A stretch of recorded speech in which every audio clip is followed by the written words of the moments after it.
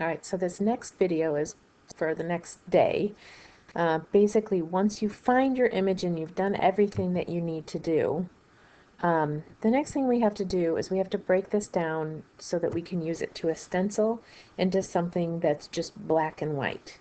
So this one, what we're going to do is when we're going to have our picture one open for our emphasis, there's an option. Now this will only work when you're clicked on the image. If you are clicked outside of the image, your toolbars change at the top. So you have to make sure you're clicked on the image and you see these blue boxes around it in order for you to get this image options, okay? So I'm going to click on image options, and then I'm going to get this pop-up bar over here. The first thing I'm going to want to do is turn this into black and white. So where it says no recolor, there's an arrow down. I'm going to click on that and I'll have a lot of color options. All the way at the bottom of that, this one right here is grayscale. Be careful because this one looks grayscale, but that one is actually a negative image of it and it will look strange. So you don't want the negative image. You want to make sure that you've got the grayscale image. So that's the first part. The next part is that we're going to play with the brightness and the contrast.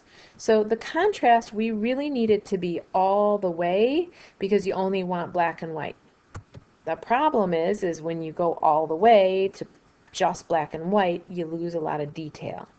So what we really need is a play with the brightness and the contrast. So now that I've got the contrast all the way up, now I can start playing with the brightness to start pulling some of that information back out of there and pulling some of the white back out. Now, the next step when we get to the stencil part, and we're going to talk about this later, the thing I will tell you is that we're going to cut out the black sections. So the fewer black sections you have and the more white sections you have, the easier the next step is going to be for you. So I suggest that you pull the brightness far enough that you can actually see what you want to see out of it, but you want to try to get as much of the white as possible. So I'm pretty happy with where it looks here, but there's a lot of dark.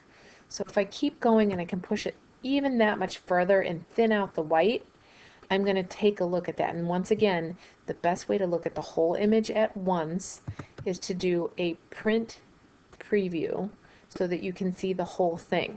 Now, one of the difficulties with doing this, or one of the things to look for, is that you're going to need to figure out where the edge of this person is.